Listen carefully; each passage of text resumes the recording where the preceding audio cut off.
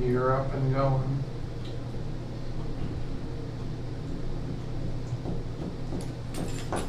Oh, Rudy's, is he on vacation still? He's back on Thursday.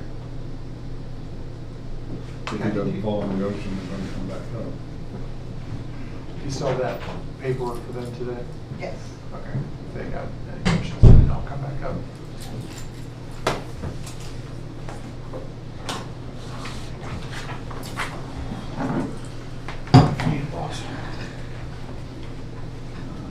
Let's see.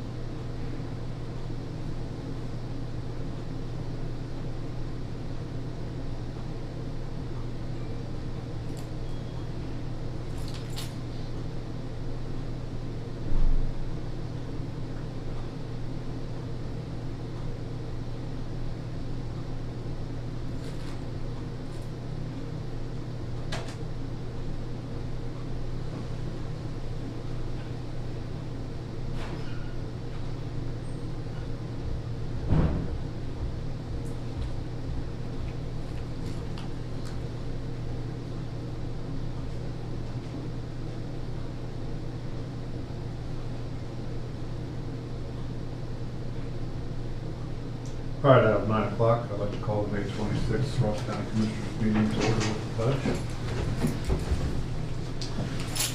I pledge allegiance to the flag of the United States of America and to the republic for which it stands, one nation, under God, indivisible, with liberty and justice for all.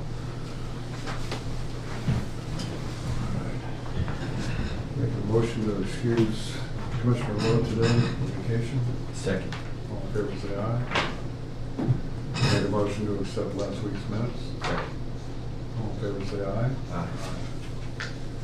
Bills for the week came to $2,705,004.28. Out of that, the Planning Commission and ACGP grant money was $2,266,539, and we made $182,066 payment to the Service Center project. We'll make a motion to approve the bills. I'll second that. All in favor, say aye. Aye.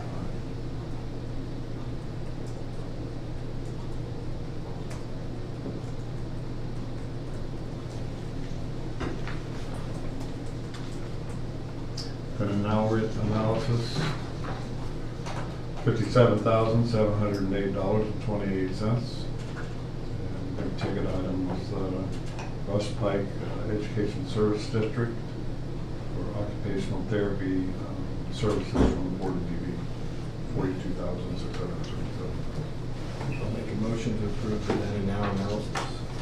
I'll second. All in favor, say aye. Aye.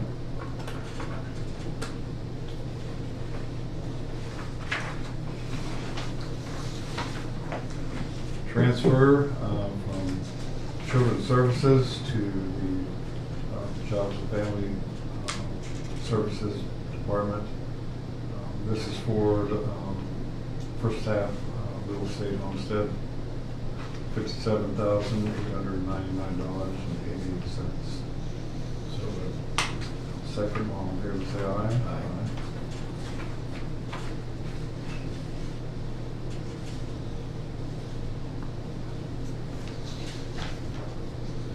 Transfer from the general fund to the Park District for annual contribution of $285,000. So, Second, all in favor, say aye.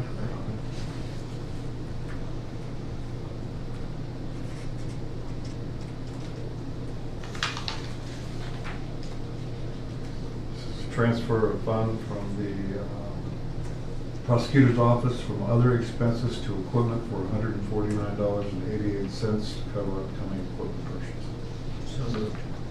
Second, all in favor, say aye. Aye.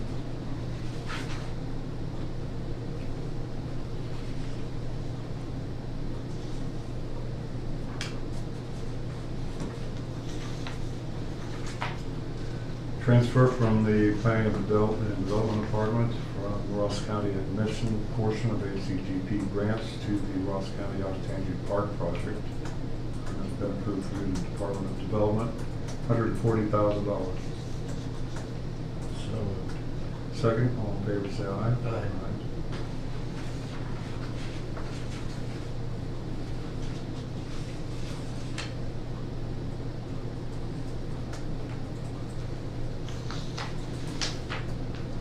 Request from appropriation of funds from the Recovery Ohio grant. The various line items there are outlined. Total $78,365.16. So moved. Second, all in favor say aye. Aye.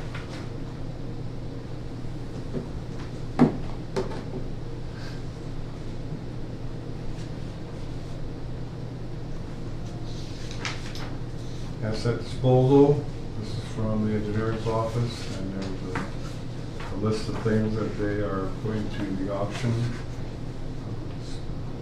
2006 Silverado, 2004 GMC Sierra, 1979 International, 1988 Codelco, 1992 Bulldozer, 1992 bale chopper, and straw blower, and then salt spreader. So moved. Sounds like it's old stuff. I'll second. All in favor say aye. Aye.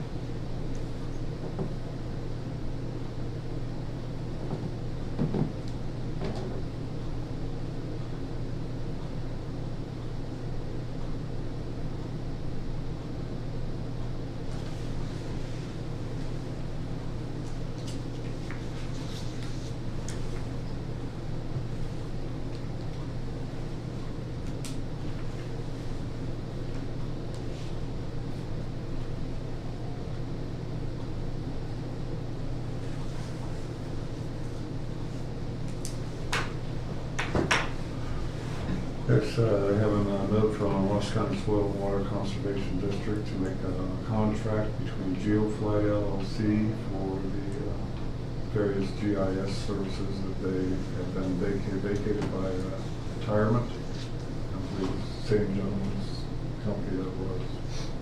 We just have to sign off on this. Yeah, she just wanted to make you aware that that's what they were gonna do. Motion to give so. Yeah. Requires any action. Second, all in favor say aye.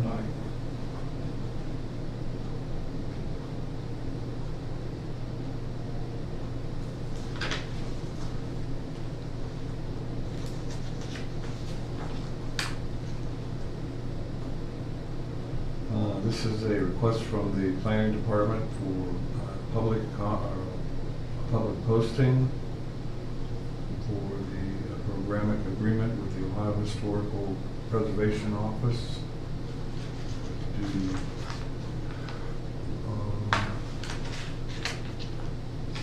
It's for the CHIP grant, I believe. It's 30-day posting limit for comments from the public. So moved. Second, all in favor say aye. Aye.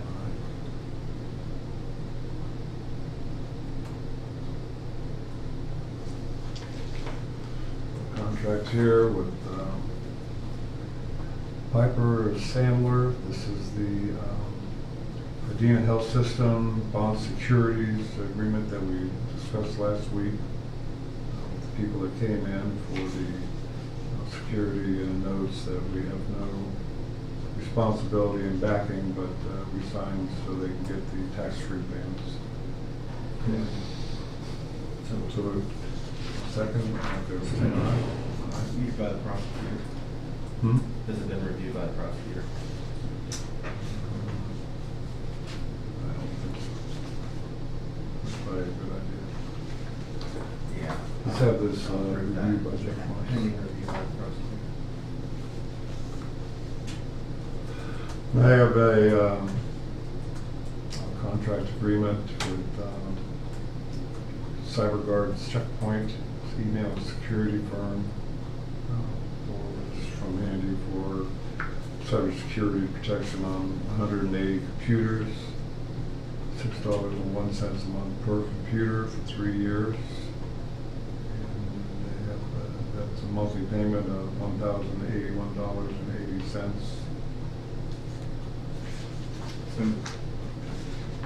I'll second. All in favor, say aye.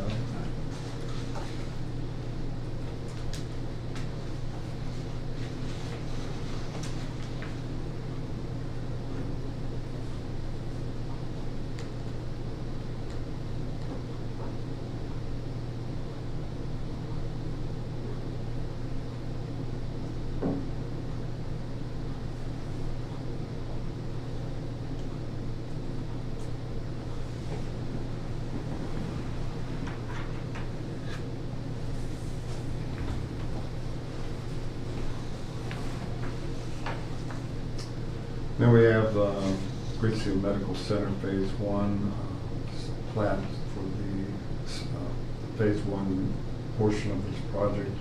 That's basically the infrastructure improvements for the stormwater going off the sewer system and private access easements.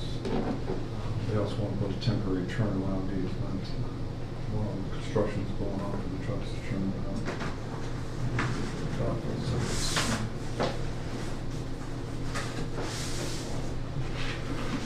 Sounds like they're ready to get underway. Okay, so move. Now, second that. All in favor, say aye. Aye.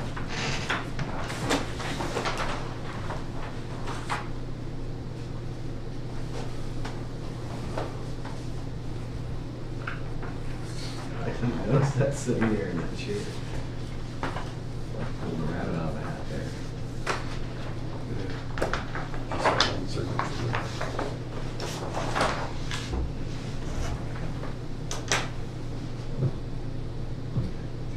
Puppy roll on time.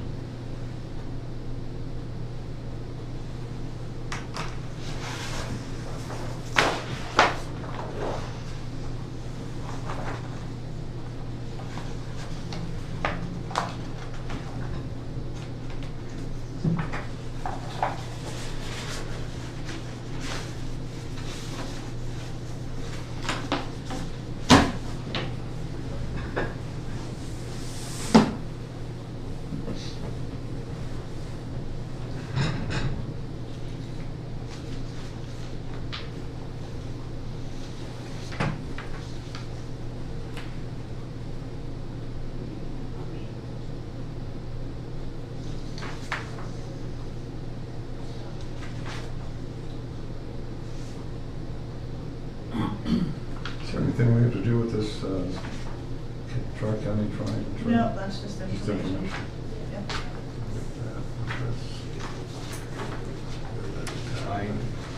I have a timesheet for the law librarian. I'll make a motion to approve. I'll second. All in favor, say aye. Aye. Sure.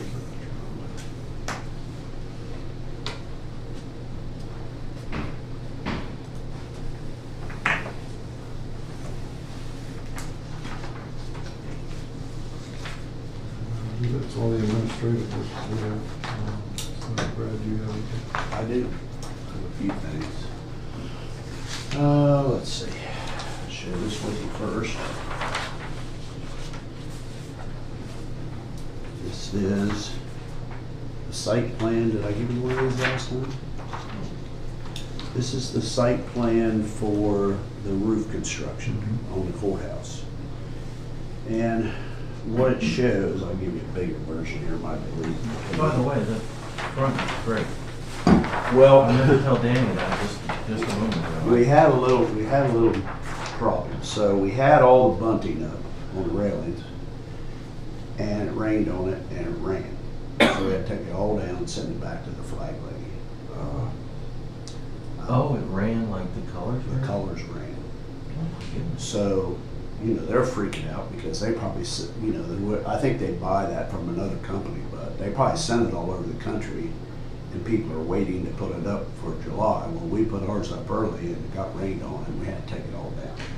And then the big sign that we have for the 250, when they built it, they put a cable in it across the top, like a rope cable with a hook so we could hang it up. Only problem was they put it on the side. So we had to take it back up, Slip. and they have to take that out and then redo it. So the flags are up, I just noticed the flags We had- over the we weekend. had I that didn't piece go out up. in front of the courthouse today. and of course the boys had to be funny about it, so they hung it up sideways and they said, hey, you know, they hung it up the way it was made to hang up, and they said, something wrong, the writing's sideways. I said, you big dummies, you hung it wrong. No, we didn't, here's the rope, so had to take it back up there. Oh, my. So they're fixing it all and sending it back to us. And Nothing's easy, is it? The Yeah. flags look good.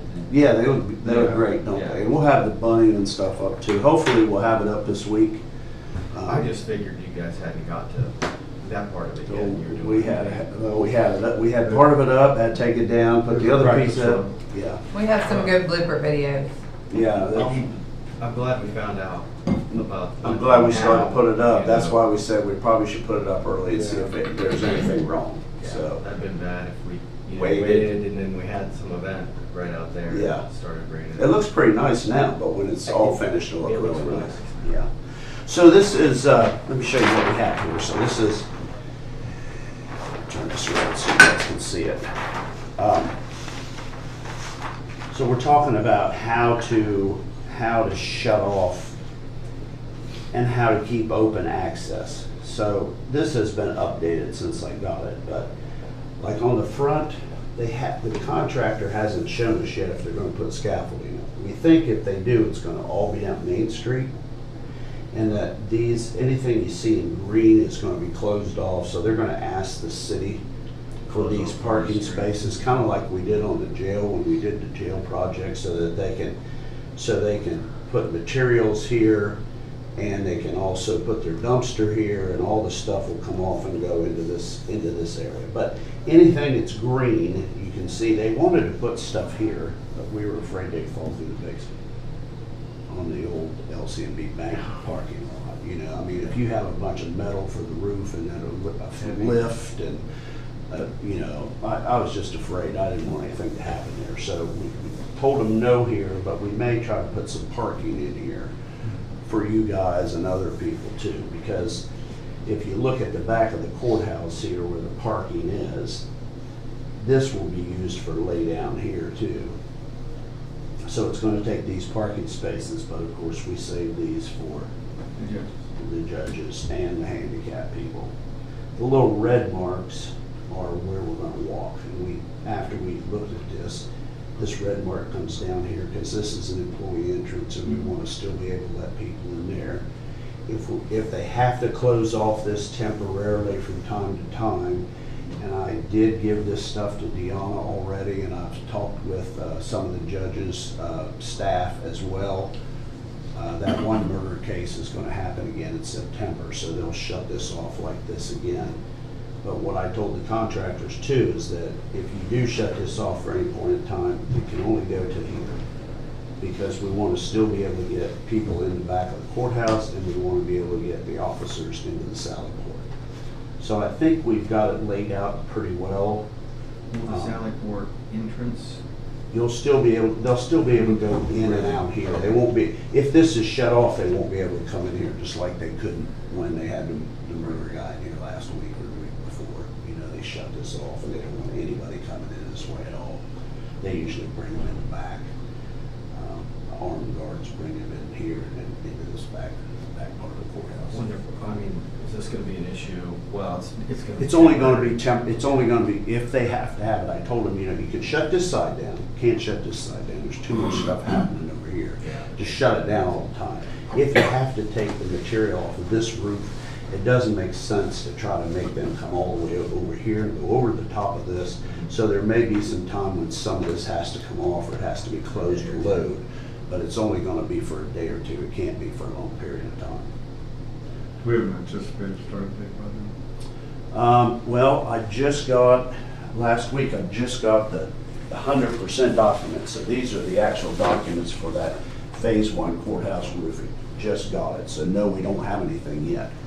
When we met last week about this and this stuff that was sent, Berglund wasn't on the call. Why, we don't know. They were supposed to have provided us a GMP by now, and we haven't seen that yet either. But maybe they were waiting on that last set of plans. So we'll find that out this week and figure out what is when we're gonna start. So let me ask you this way, before or after July 4th? Well, we're not gonna let them start before July 4th, that was the plan. Okay. I don't think we should. No, this would be a red dot. Yeah, we don't need to do this before that, and they knew that going in, so I think that's probably, you know, I'd still like to have the GMP, I'd like to get the documents in place, get all that stuff done, and get it ready to start, but not till after the 4th. Let's see, what else do I have here? Other projects. When is that sand volleyball? What's the date on that? August is It's involved. August, I think, yeah. Something to think about also. That shouldn't impact that. We're not, the good news is this isn't impacting King Street at all. It shouldn't at Yeah, all. okay. It might, Because that's what I said to him, how are you gonna put scaffolding out front? You gonna put it on the porch, you gonna cantilever it over the sidewalk, you know, I mean, what are you gonna do? So, I don't have that information yet.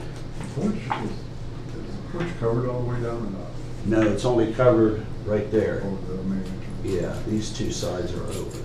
So, you know, they may use a lift out here, maybe to get up on the roof, the same way on this side, I would think they don't wanna set scaffolding up there. I think all that scaffolding stuff will be on this side for most of it. They could tear this roof off and throw it over here, they can take all this off and throw it over there, or they may do some of the back here too. Just don't know yet. Yeah, they're not doing any wall repair or anything. No, Shouldn't not be while they're up there, it's just roof now. 365-degree scaffolding, huh? Yeah. The next thing I have is an application for payment for the Setterland Company, which is the last of the pay applications, which is just the retainage. That's all that's left for $113,204.17. So that's the final payment for that. Ben is, so we're all good to go with this. All done. Yep. No dangling particles there. No, I'll submit I think I have 3 or 4 of those to submit to the state to get reimbursement for that, so we'll have all that money coming back to us. So, I'll second, all in favor, say aye.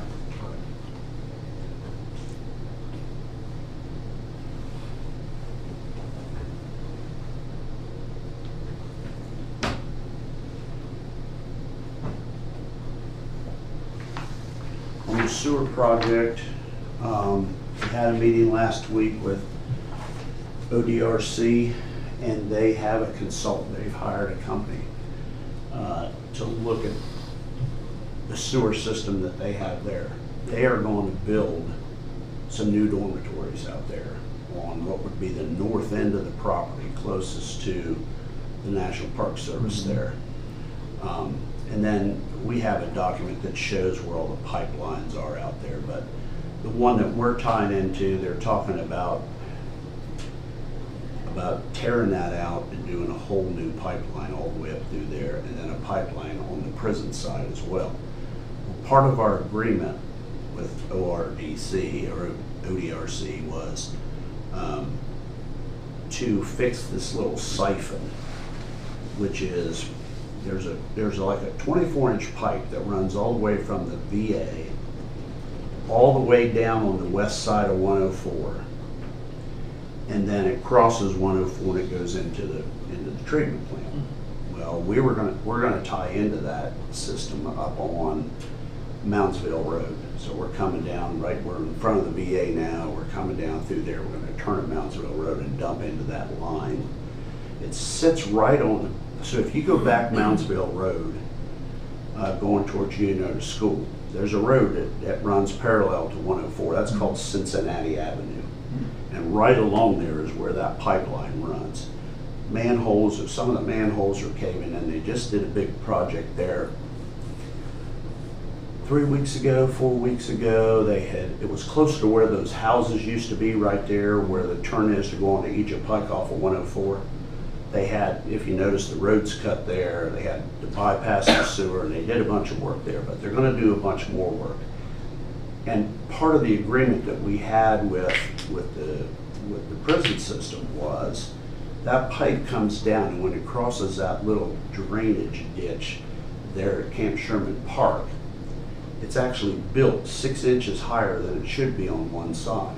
So it's acting like a siphon, like a trap. So, you know, when it was just Unionota School and the VA on there, they didn't have many problems. But once they built the prison on that side, they get the same problems that we do, that inmates flush everything down the toilet. So that little bit of break, that little 6-inch rise there, the water used to go through there fine. But now it's catching all that trash, and every so often they have to have a big vac truck go in there and suck it out. So for them to give us permission to dump in there, they said part of that would be that we would have to fix that little piece. Well, now they're gonna do it all.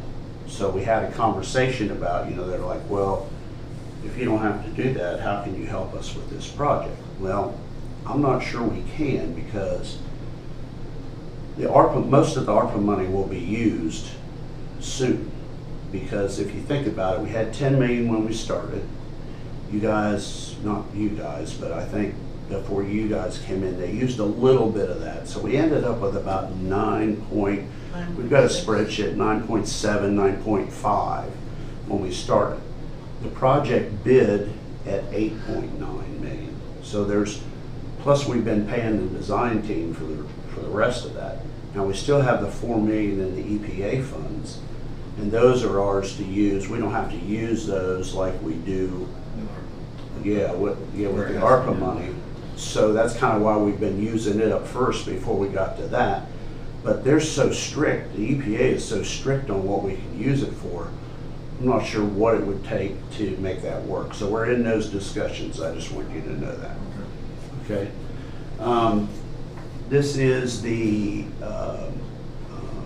service center project. This is a change order for 2 things. When the design was done, we wanted to change the cast iron piping in the bathroom that's upstairs. The piping runs in the ceiling down below where the vending machines are. There's a whole room full of vending machines there, plus they go in the back and get their mail. When we tried to change that to plastic, those fittings were too low. It was either going to be replace the whole ceiling in there or just go back to cast iron, which was a change order. So that's one of the pieces in here. The other was, during our bidding process, we spec'd a certain tile from a local company. They weren't able to provide that tile. So we had to go to another company. So that's the other part of the change order. And it's all documented here. You can take a look at it. You can see what the requests are and what the cost was for all this. This was the tile change. That's the total there. And then the plumbing cost was there. So that's going to be addition to our contract. No way around that one. Yeah. It should say right here on the front. Yeah, you can look at those and see what you got.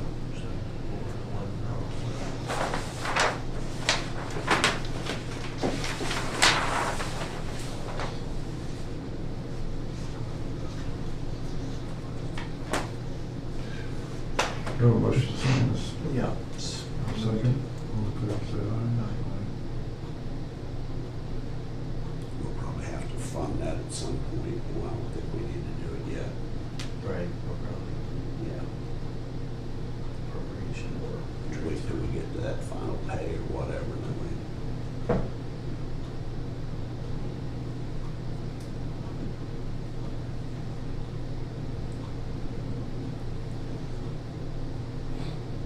Let me grab this other piece of stuff I have for you.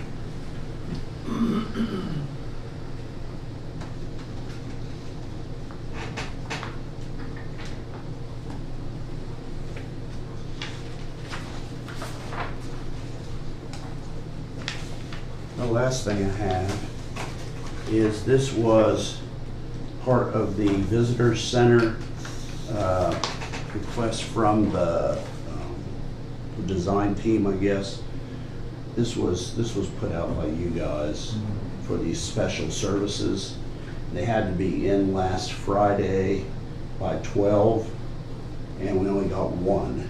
and it's this company right here. I'll open it up and show it to you. They sent it to me electronically too, but then they also sent this. Sounds like it's much in there. It's just a book. Let's see. He's got the letter opener over there. Oh, do you? You guys let him have a letter? He guards it very, Thanks. I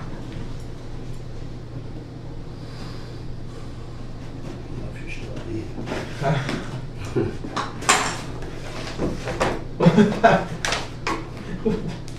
Why is it in That's like Amazon pack. It's like what I used This to do. big and a It's giant what I used to do to my kids at Christmas.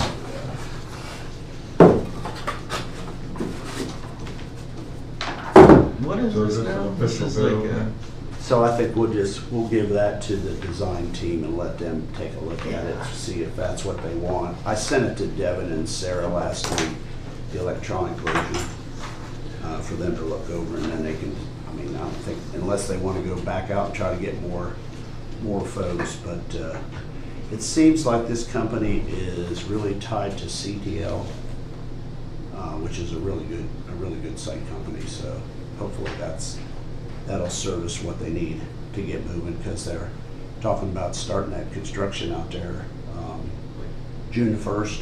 And we met with the contractors and some of the other folks last week on site. They're starting to figure out where to put their trailer and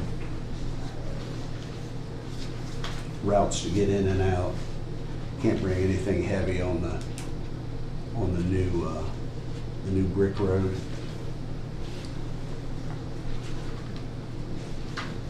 This thing's got me. oh, really? No, they don't, well, you know, it's brand new concrete underneath that, and they're afraid if you get a big heavy truck on there, you'll end up with the same. Whatever road. happened with that utility pole that was sticking out? of- Sarah said they're fixing it. It's just ridiculous. I couldn't believe it either. Somebody's gotta know better than that. Somebody should have. They should have just How'd had that to get move it. It's a approved? phone company, it's Yeah, glow it's- fibers, phone, yeah. you know, it's phone. There's no electric on it, it's all phone. I think they just got in a hurry and nobody had moved it, and I don't know. They're gonna break up that concrete. Yeah, they'll have to saw cut it, it'll be a change order probably. Shouldn't be, but probably will. We'll try. I would say that's a contractor's mistake, Yeah, not the city.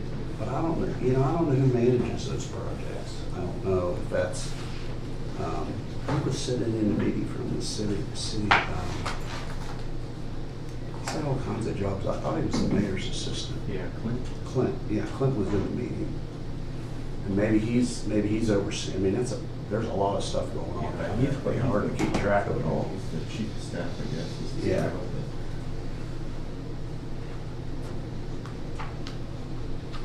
This is just the engineering, sir? That's it, just to have somebody do the site work, I think, you know. If they have to do testing on that site, even though they had, you know, originally another company look at it and make suggestions for stabilization. I know that the Russilli guys did tell the contractor, which is ECS, I think is the name of that company, that some of the soils they have pulled out, you know, are questionable because they're even in the pit, you know, they're down in the bottom of, I think it's more river, what they're gonna see is more river stuff up there on that side, but they found all kinds of trash and stuff when they've been digging down there. That's all I have for now. I mean, that site there has been everything from a park to an industrial site to a bus garage to, I can remember the old stories about, you know, one time, it's right next to the train depot. Right? everything went down in that park, you know, and when they first built the railway, they kind of, because the river actually used to come all the way down in the park and go out. It was the Oxbow, and then, you know, then they built the railroad bit first, and sometime later it got washed out. But the stories I used to hear were the old passenger trains would come through there and the conductor would say, roll up the windows because it smelled so bad because of all the stuff they dumped in there. And It was the same thing filling in the canal. yeah, you know, when they built that addition to the Y, they dug the YMCA and they dug in the side, they found all kinds of trash, stuff that used to get burned on that hillside, bottles and trash. And I know when we built the water slide in the park at the pool, had to dig those big foundations, we found the same kind of crap, you know, it was just all kinds of trash where that had just been dumped in there for years and years and years. It must have just covered it over with dirt and Well, they used to do laid it. grass on it. It's a park. That they used to do things 150 years ago. Is that it, Brad? Is that it? That's it for now. So the official business we have, so motion to recess. So moved to recess. Second, all in favor, say aye. Recess at 9:20.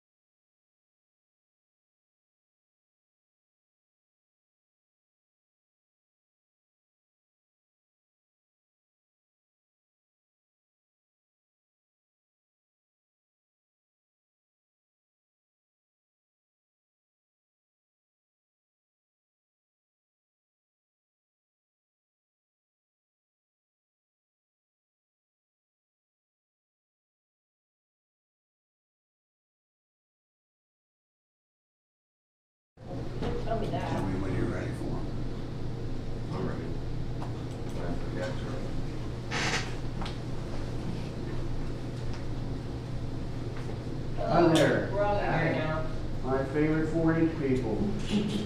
Extension office, OSU, go Bucks, come on in, guys.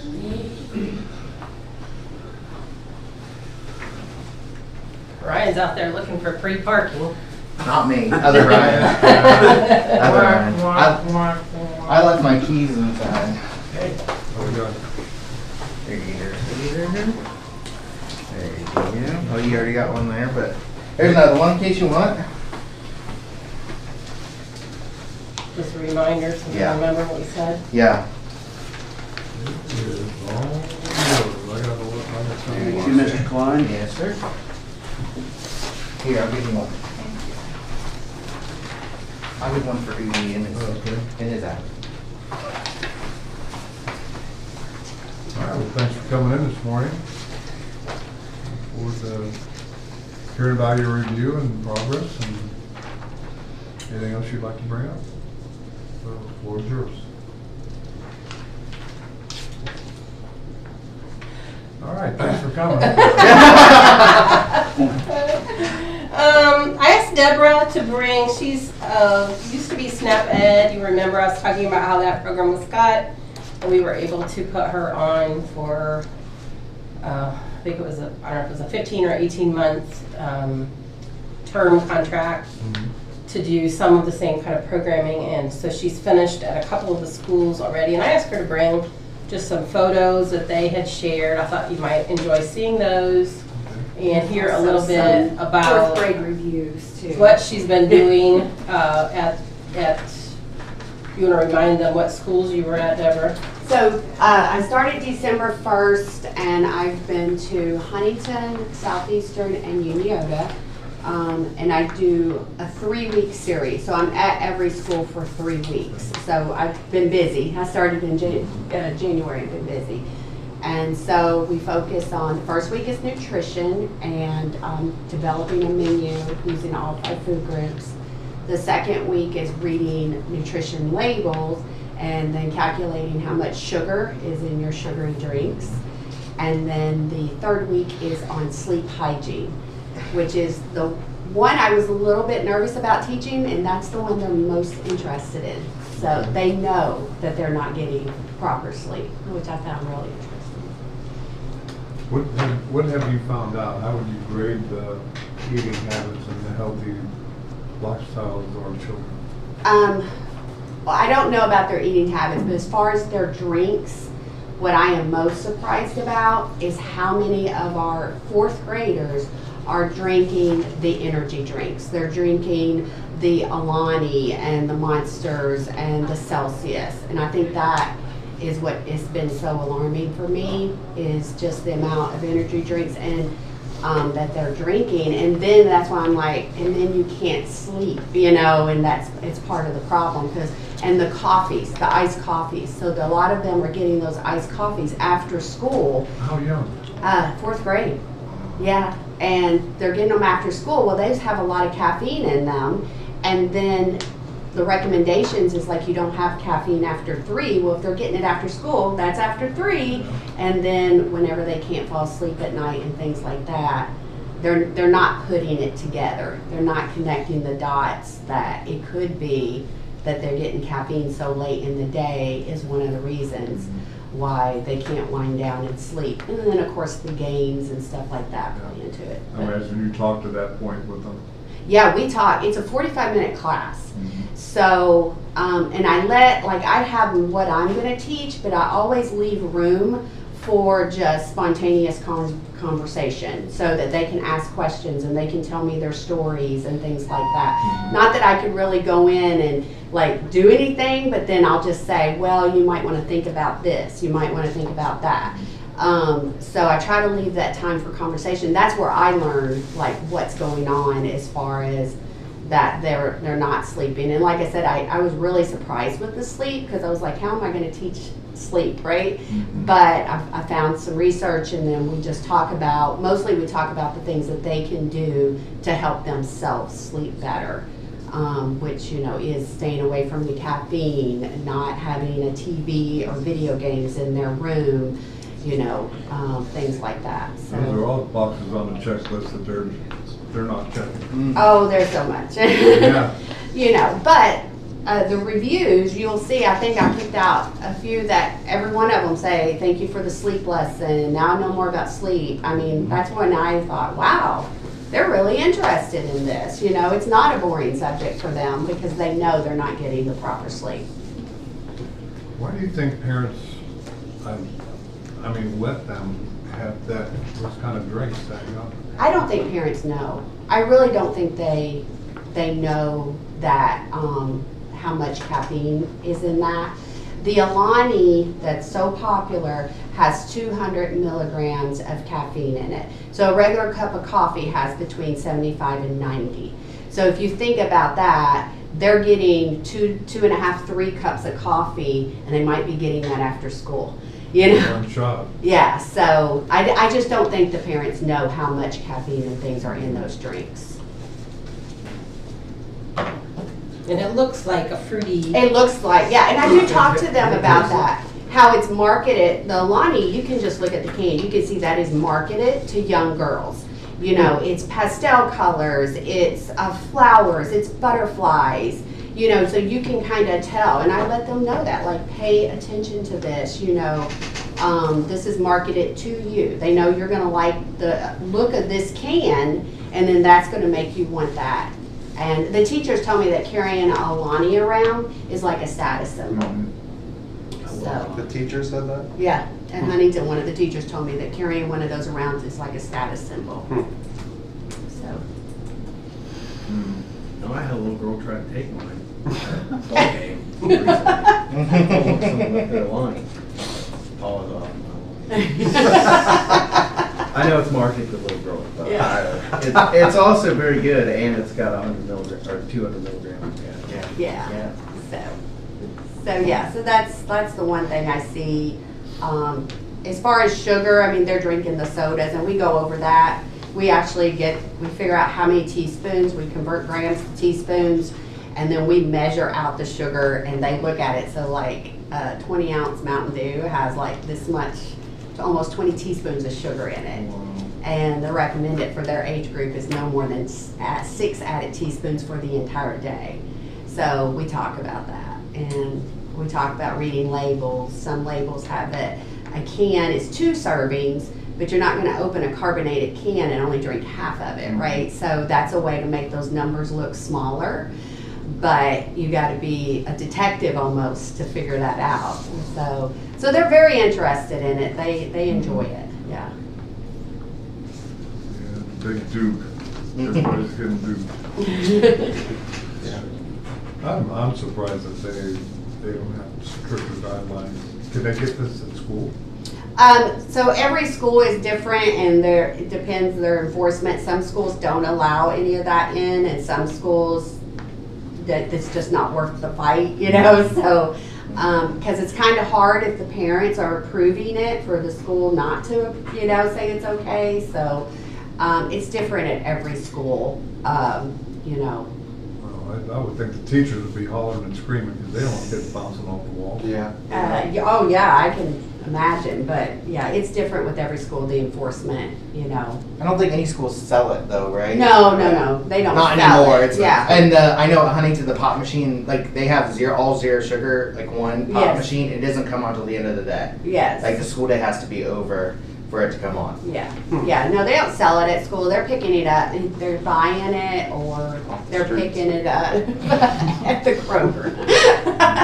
Or they're picking up, they're drinking them maybe before school, but a lot of them are drinking them after school, especially the iced coffees, because if their parents pick them up, then that's something they want to do is go through the drive-through, you know. And that's a bonding thing for Yeah. parents and kids, but the thing is they're giving in those iced coffees. And they all laugh at me when I tell them I didn't have my first cup of coffee until I was in college. So, Yeah. That's a young age to acquire that taste. yeah. Of course, when it's candied up. Yeah, and it's candied up, that's the thing. It's got a lot of sugar and stuff like that in it. Cream, and we talk about that. We talk about how chocolate tea and coffee is very bitter, and like some people can drink it without sugar, but for the most part, people want to have sugar in it, you know, so it tastes more like a treat. So. I had my first cup of coffee when I was 4. with my grandparents, but I was the only grandchild until I was about 8. So I Yeah. feel like I probably had some leeway there. With Yeah, so no, my mom never let us drink it. So she drank it, but she never let us drink it. I'm so boring for the baristas with going in and ordering my black coffee. Yeah. I don't get into the candy coffee. Yeah. So, but it's been a lot of fun. I've really enjoyed it, going into the schools and, so Southeast Huntington, I've been out there for 10 years with SNAP Ed, so that was very easy. Southeastern, I have been out there with their preschool, but had never been able to teach their school age. And Uniota is a new partner completely, so, yeah. And then I'm working with Paint Valley this summer, and we'll probably get to do this program in there at the beginning of the school year. Okay. So, and then I've also, YMCA I'm going to this summer, that's a new partner, or, a revived partner. It's been a long time since we've worked with the YMCA. Have you reached out to St. Trace and Adina? Yes, I'm going out there for their pre-kindergarten this summer, and then I will talk to Kelly and get in there, yeah. So I've worked with Zane Trace only with their preschool though, because they were the only qualifiers. Under SNAP Ed, we had guidelines, qualifying guidelines. So yeah, I am out there and starting next week. I go to Zane Trace for their pre-kindergarten camp. And then, yes. Well, watch that elementary principal. There she's trouble. So, but no, it's been Yeah, I was good. gonna say, it's his daughter. I was gonna say. Oh, is it? Yeah, So. Guilty by association. Well, that's great work. I mean, that's filling in a blank that doesn't get filled in a lot of times. Right. So we appreciate you doing that.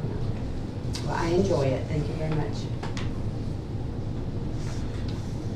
Well, what else is going on?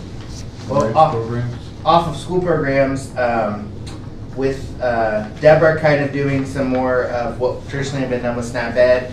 Sally and I have continue to do the school programming we do. Sally couldn't be here this morning. She was at a dentist appointment. But this year we reached about 2,157 kids through the schools. Between Sally and I think we were in all 7 public schools. Is that 7 or is it 8?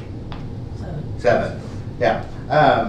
And so those are programs ranging from like chick class where they're hatching eggs, all the way to financial literacy, food insecurity, some like financial management kind of activities. So it kind of ranges from like building a roller coaster to learning how to do your taxes. And so those are programs that we've continued to do. That we feel like have an impact, and most of the time are insightful, to say the least, about where kids are, or what they're thinking, or how they're thinking, which are good. Logan and I also, in the beginning of the year, we have a lot of county-wide programs because, at least from my experience, it seems to be that between like January and March is one of the only dead times, if there is, where 4-H isn't really competing with other things, and if they are, it's practices. They're not playing the sport yet, unless, of course, it's some form of basketball. But typically those are wrapping up, and then there's kind of this like February lull for kids. So Lisa and Ryan and I partnered to do the Pantry Challenge, which is basically a simulation of food insecurity where they're given limited ingredients and then they have to cook something. And we open that up to all of the 4-H clubs so they can have a team to participate. This year we had 5 teams on the waiting list. We can only take 15 with how much cooking they need to do, so it's a pretty popular event. We also had our second year for it's a Lego building challenge, but we have to call it Building Brick because we don't want to get sued by Lego. But that's the second year for that, and we had 57 kids, so there were 10 teams of kids, and the challenge this year was under the sea. They had to build something that sunk, and they had to build something that floats. Let me tell you, I didn't realize how hard it was to sink Legos. Only one team successfully sunk their treasure chest, but everyone else was able to persevere. We talked about perseverance a little bit when that didn't work. So how old are the kids that you taught in financial management? High school typically. High school? So like freshman, sophomore, sometimes junior and senior, but mostly freshman and sophomore. I currently do this school. It's called Real Money Real World. I do it at Huntington.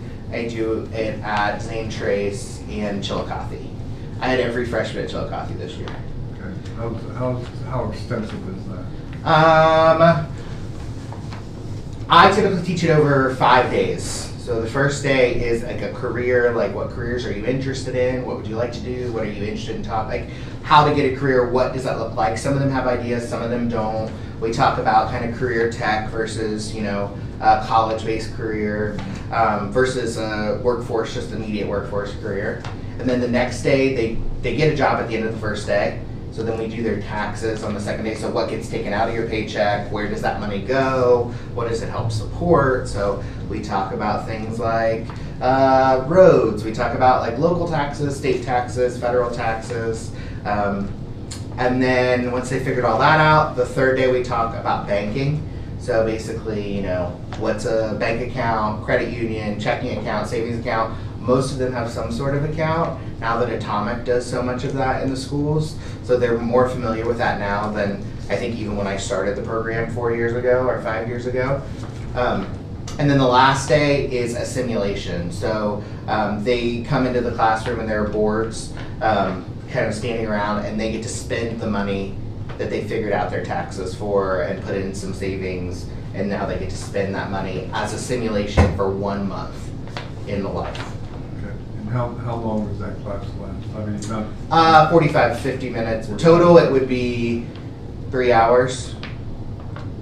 Yeah, close. 45 to 50 minutes. A class, yeah. And it's hard to get through it in that amount of time, as I'm sure. There's way more nuance. It is a very introductory level, but I think it pairs nicely with it is an application of all of the required financial literacy curriculum they have now, because a lot of times they've heard of things, or maybe this is the second time that you get to kind of reintroduce or talk a little bit more about. I know with taxes, that's where a lot of it, there are a lot more questions now than when I started a few years ago about some of the specifics, like how does it get funded, who pays for what, those types of things. Yeah, I think that financial management should be part of the curriculum. Yeah, there have been a couple of schools that would like for it to, or not like for it, have asked if it could take place for the semester long course. That of course is not what happens, since it's only 4 days, or 5 days, depending on how you split things up. So, yeah, the schools who do it really enjoy it, the teachers who do it. I haven't got a whole school to do it yet. There are some counties where the entire school, I found that often when they do that, it's 7th and 8th graders. And I think the impact of the program is different. I mean, most of the time the impact of this program is that they're gonna wait to have children because kids are expensive. Yeah. And I'll take that honestly in high school. I did something similar in 7th and 8th grade, and I honestly don't remember one thing about it, like looking back now, even as an adult. So I think waiting a few years is a benefit to the kids. Yeah, when it's closer to impact, it's always. Yeah, and some of them already know it, like they know they're going to pick Ross, they know they're gonna do something X, Y, or Z, or they're gonna go to the branch, so they kind of have that in mind, so it changes their perspective on it too. Yeah, when have a job. Yeah. Yeah, some of them do have a very entry level job, or we'll talk about how much would they make a year with what they get paid, those types of things. We taught something similar to that in junior achievement. Mm-hmm. And when I was mayor, I taught 8th grade at Chillicothe High School. Mm-hmm. That was a rough crowd. Mm-hmm. Most of the worst of it was. Yeah, you get a lot of that. Yeah. You get a good mix. Yeah. I make a teacher stay in the room. Lots of times I think teachers are like, oh, someone else is here. I will just walk away from here. And I'm always like, no, you're going to stay. Yeah. I'm not in charge. I'm just teaching. I am just standing up here teaching. You're still in charge. Not me. I got real clumsy when somebody fell asleep. I'd just walk by them and accidentally kick the desk. You're not sleeping in here. Other than the school programs, though, on the back, we kind of have our overall numbers so far this year. We'll have more as we get farther on for 4-H. We're at about 1461 right now. That's a little bit down from last year, but it kind of fluctuates in that 1,500 range right now. So it's like down 40, up 40, up 40, down 40. It'll kind of in between there. But our livestock products are almost exactly the same as last year, so those are good. Our I was excited. FCS General was and- up like 10. yeah, our general and FCS projects are up as well. So. He's back at the first page. I was looking at Ferry back. too. Oh, sorry, yeah. sorry. I'm not seeing these numbers. No, sorry. Yeah. But those are just some of the kind of highlight points there, the different like number impacts of what we do. Ryan, Slaughter, what are the programs look like for the farmers out there? On the ag side, well, I put some highlights in for kind of just some couple specific highlights, but starting in December, it's kind of our meeting and presentation season, so December through April basically is really the only time that we've figured out that farmers and people in the ag community will come to inside programming, because during the growing season they're outside and they won't come to stuff. So that's when we hit it hard, is December through April. March is probably our busiest month, I mean, as far as programming. So I pointed out the Farmers Club. Farmers Club is a pretty active group here in Ross County. Not every county has a Farmers Club, but Ross is a pretty strong one. We meet 10 times a year. 8 times a year. They take off May and April to plant, and then they take off in the fall to harvest. But we meet once a month. Besides that, we always have a speaker. We had a speaker come in February, I think. It was a joint meeting with Pickaway, and really great attendance, and it was over artificial intelligence. It's probably one of the longest meetings we've had. Typically it's a couple hours, but we went 3+ hours because people have questions about artificial intelligence. And if you're not aware of that, in the agriculture sector, equipment, all of our spray technology, all of the precision planting is using AI, whether they know it or not. I think that surprised a lot of the people that were there.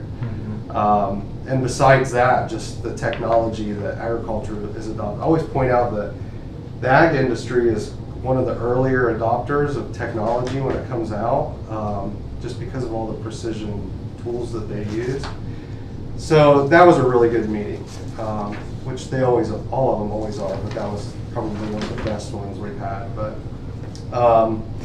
we also have a pretty strong cattlemen's group. They meet regularly in the winter time. We have some good talks around cattle production. It's a good time to be in cattle production compared to grain farming right now. But that's what they said. If you can feed corn to cattle, you're in a good spot because of prices right now. But beyond that, we had a lot of other good programs. This is the time, so we get into April, we start shifting towards more one-on-one meetings. So like we go through the winter, it's mostly big group meetings. We do all of our pesticide training in the winter time too. But starting in March and April, people start calling. Things are dying. Hey, why is my tree dying? Can you come look at this? So that's where it really starts to shift. And then we do the old farm research in the summer too. So it shifts from big meetings to kind of one-on-one stuff, which I prefer the one-on-one because I like to talk to people individually. But so that's where I've really kind of been shifting things towards that for the summer months. But Does it seem like most folks are planted or done planting or close to it? I would say we're at 95%. I mean, things are up. I drove by some fields last week that were already 12 inches tall. So it's one of the earliest. We were really lucky here in Southern Ohio. Northern Ohio, it was flipped. They were getting rain. Like last year, we got all the rain. Northern Ohio, we meet weekly, and or I meet weekly with other county educators across the state. And it was towards the end of April, and they were like at 10% plant, and we were probably at 80% planted by that time. So it's really kind of crazy the way the state gets separated for weather. But I would say I would just say 95%, but I wouldn't be surprised if we were 100% done at this point. It seems like. Yeah, and things are up and looking good. I mean, we got a lot of rain over the weekend, so that's good because we needed the rain, but, so there might be some replant issues there because of the flooding, but, I spoke to a lot of farmers. Probably the biggest issue was the late freeze that we had in April. Some farmers had to do some replanting, but it was nothing like last year. I know some people that had to plant 4 times last year because of all the rain that we got. So it's been a good season so far for grain farmers. For the fruit growers, especially crop, it was not good. For them, everything woke up really early. All of our fruit trees and stuff bloomed early. And then we had those they weren't late, they were actually very typical freeze and frost, but because of how warm the beginning of our spring was, everything woke up early. Then we had a typical freeze frost and wiped out all the blooms. So we're not gonna see peaches, local peaches probably. Apple crops were hurt really bad, and strawberries got kind of hit too. So it was a challenge for the specialty crop growers. But wheat. There's Wheat. a lot of wheat in Ross County, but there's some. Yeah, wheat is doing okay. It did take some of the freeze damage, but it's really cold hardy anyway. So I saw some fungicide applications being applied. And that's the big thing because of how wet we're going to get. Our is the fungus. So I saw some airplanes putting on fungicide last week. And you'll see a lot more drones in the sky probably putting on fungicide here in the next couple weeks. But other than that, it looks pretty good. Well, I'll tell you what, I love our 4-H fair. That's always a fun time. Those kids just love that. And now that I got grandchildren involved in it, it's real fun to watch. We appreciate that. You said the AI was impacting farmland. I never thought of that too much. I come from like a workforce development background, manufacturing background, and it's sure showing up there. Yeah. I never gave farming a thought. It's kind of a catch-22 because the data centers are taking up farmland. I mean, that's the big crux of it. And at the same time, the farming industry is using AI. So they're using it, but it's also kind of using up their major resource, which is land use. We have no plans for a data center in Ross County. Yeah. That is the talk. Yeah. I think, on that perspective, my career's been in economic development, but I've been engaged in agriculture throughout that and trying to find the balance between new land development, whether it's a data center or whatever it is, a factory, and the incumbent farmland is. Yes. What you should see, and this is where we were really intentional in our comprehensive plan, is we want growth to happen where we think growth should happen. Yeah. And not happen where it doesn't make sense. Because there's all sorts of variables that can make land developable that isn't necessarily supported by the market itself. Mhm. Just proximity to infrastructure. I think none of us were here for this, but that played out with solar significantly over the earlier part of this decade. So Yeah. I think we take the same approach. We don't have a formal mindset on it, but our comprehensive plan really laid out areas of where we want to see growth, where we plan to incentivize growth. And outside of those areas, we don't have any really jurisdiction over the land use element of it, but what are we willing to incentivize? You're right. What are we do? Our comprehensive plan has 8 categories, and there's economic development, there's housing development, there's thoroughfare planning for roads, but there's also farmland preservation. Yeah. And there's also healthy lifestyles. And you've been engaged with that, right? Yeah. That's the word comprehensive. Yeah, I can say that from the farming community, and I've met with Devin quite a few times to talk about this. The farming community appreciates how much they have been involved in that comprehensive plan. Because the concern when they first found out that we were going to go through that process was that they would be left out. And they have been engaged very well through the whole process. So I was really pleased to see that. Even before I took this position, I knew about this situation through Farm Bureau. You always hear murmurs from other counties that agriculture kind of gets put to the wayside because they're kind of a quiet minority, even though they're one of the biggest industry here in Ohio. Because each individual farmer doesn't say much, but so it's tough to get them all together. So it's been really great to have that recognized from that comprehensive plan and to have them speak about it. And to go back to the AI, the data centers, I always say, like, a year ago, everybody was talking about solar panels. And solar panels, it was just, that's it. That's all everybody's talking about. Nobody's talking about solar panels anymore. It's these data centers. That's what they're concerned about. And it's not necessarily the land use, it's the water use that there's a big concern about it. Because even though Ohio is a water-rich state, those data centers apparently consume a lot of water, use a lot of water.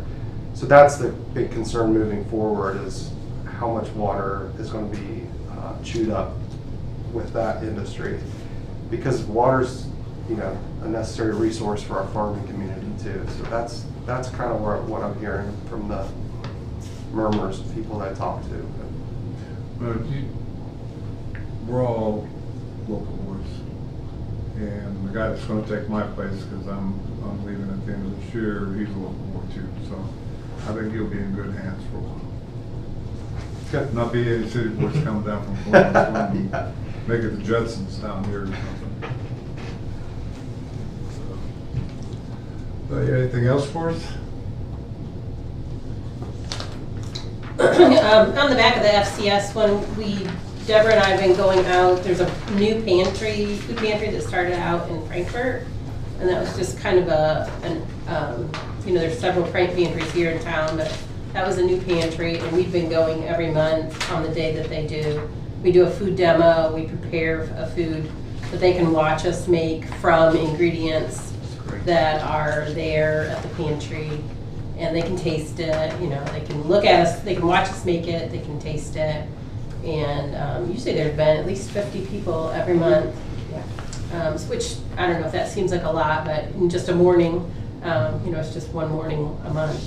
Usually it would have been yesterday, it's typically the fourth Monday, but they're tomorrow for this month. But that's been a good partnership with them. And then I'm gearing up to do a lot of food preservation programming, and with the building still in transition, I of course won't be doing it in our office like I normally would. But I've got some programs at some libraries, and then I'm partnering with educators in some other offices, and so that way I can offer, Jessica in Pickaway County, they've got a small office there, and so I'm just inviting the people that normally would have come to our office. It's not too far to go up to Circleville to do a class there, so. We'll be excited when we get our rooms back. They're looking nice so far. Good. We're on schedule, I think, right, Brad? We are. I think we knew it was past due or about due to get some work done on that building, so I'm glad that it's moving forward and things are on schedule. I think we appreciate you guys coming in. We didn't really have an agenda, we're trying to be more frequent in our interactions with different groups that work with the community. And I think you're a great example of, just the comprehensive outreach that you guys do. You're doing education around food insecurity and nutrition, which is important in a community like ours where, poverty is a reality. Ag is our #1 industry, so it's good to hear the programming that you're doing to support farmers. And then just the whole 4-H youth development thing is really important, teaching young kids, how to participate, to be citizens, to work hard, to learn, to do all the things that you guys do. So I think we appreciate it. Appreciate all of you, do good work, appreciate it. You caught us right before when I reached out. I was like, so there's 2 days that maybe in June, if we're going on Monday, that I'll be not at camp, and then I meant to say, we hit July, and then we're at the fair before we know it. camp is going to be a lot easier this year for you guys, won't it? Yeah, getting into the park it will be for sure. Yeah. That must have been a pain in the butt last year with you were rerouting everyone through the forest roads, right? Yeah, Like off yeah, the- either Bull Creek or down Clark Hollow, or up Clark Hollow, I should say. But really, nobody got lost. Actually, one person did. They didn't get lost. It was our camp nurse, and a tree had fallen, and they were cutting it up while we waited for her to get to camp. So, you know, One day, normal thing. a few years ago, I don't live far from there, and we go there a lot to hike. And we were on our way to Tar Hollow to hike, and every single entrance we tried was blocked by a tree. It was after a storm. So we went every forest, we hit it, bounced back out, hit it. Trees in the road everywhere. We talked to counselors. We had a counselor training Saturday to kind of get some stuff ready, and we were talking through emergency plans, and we're like, there will be a tree that falls. Like, we're hopeful it falls nowhere near anybody. But here's all the things you're supposed to do if it does. Like, you know, like all those just in case plans, fire, all those fun stuff that we were like, we hope this doesn't happen, but we don't want that to be the first time you hear about it. So. The upgrades at the park are really nice. Those are Oh yeah. All right. Thank you guys. Thank you. Thank you very much, appreciate it.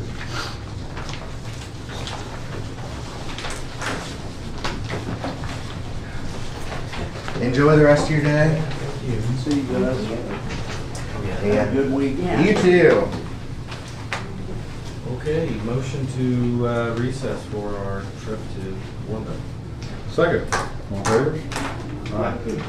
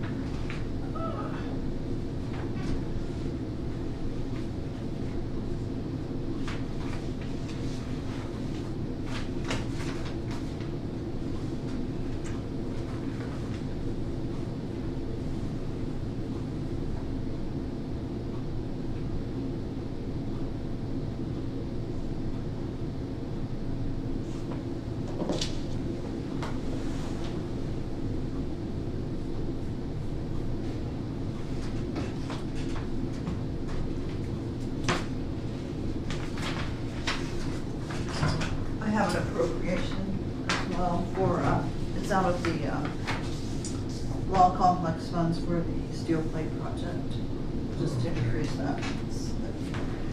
Steel plate installation, Yeah. So well, moved. that's for the, Yeah, for the building, we just got, we're short that much, and there's still funds in there, so. okay. I'll make the motion. Second, all in favor, say aye. Aye.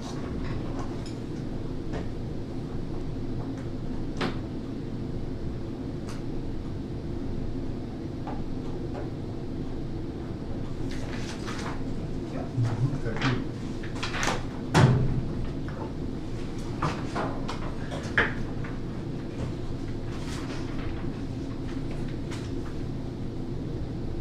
This is quite the hearing.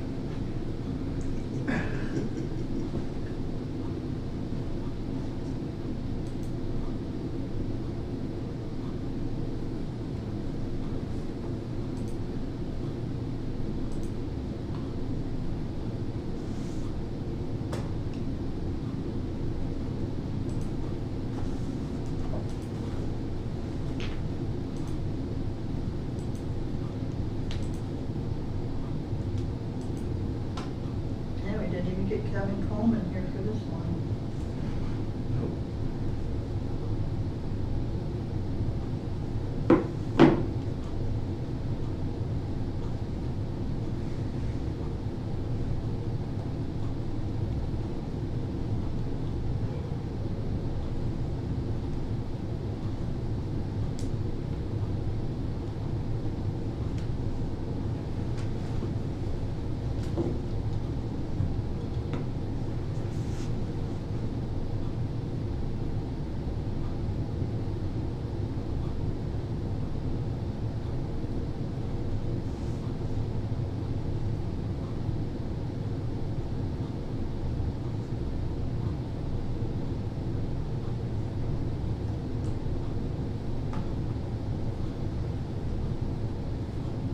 Did you have a good Memorial Day? What's that? Did you have a good Memorial Oh, weekend? Yeah. That rain was. I know. I was thinking of you guys, Charlie. Usually worries when there's not much rain on some of these roads. Yeah. Do you have any slips over the weekend? I don't think so.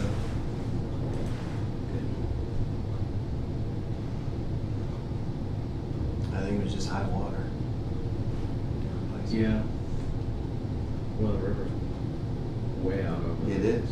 banks. Yeah.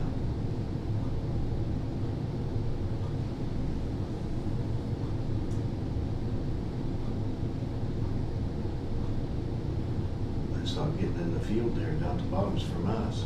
Yeah. Over 104, well, 207.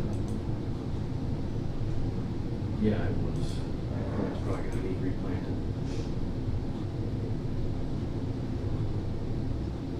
Saw a Baltimore Oriole flying over the bridge over the Really? river the other day, coming back from here. That's cool. Yeah.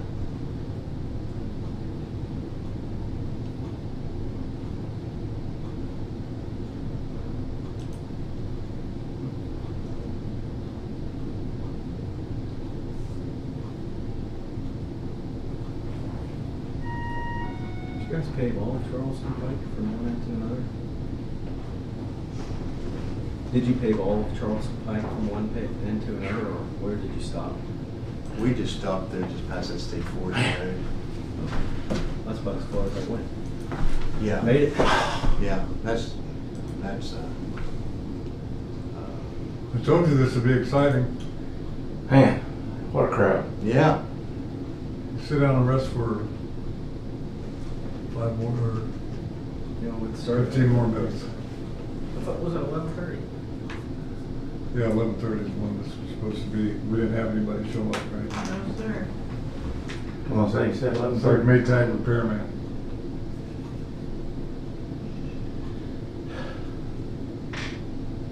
So this is our formal hearing, I guess. Where's Brad playing hooky? Oh, he's going right now, isn't he? Probably on lunch. No, he's not gone yet. He's got, Oh, no. no. You said the two neighbors agreed and have approached the township. We'll just have to make sure we follow the process to initiate. I believe there's two ways to initiate it. Either you guys bring it up and petition us, which is probably what, Kathy, is that where we're at in this Thought we've already process? done that. Yeah, they've already done that. So this is it. Once you don't object, if you agree with it, then we'll move forward. Let's get the resolution. Yeah. We made a resolution pending your approval so far. Yeah. We'll have to finalize ours. So if we make a motion today, then next Monday we'll have the resolution out of the way. Yeah. Well, then I'll make a motion to vacate the alley in Bourneville that we just looked at. I'll second that motion. Township All in favor? Road 1109. Aye. Say aye. Aye. That's real quick. We're done, I told you. It's quicker than the last meetings I've been at. We didn't even have somebody irate. You want me to complain a little bit or something? No, today's been a quiet day, which means we're probably due for a not quiet day soon. I'll make a motion to adjourn our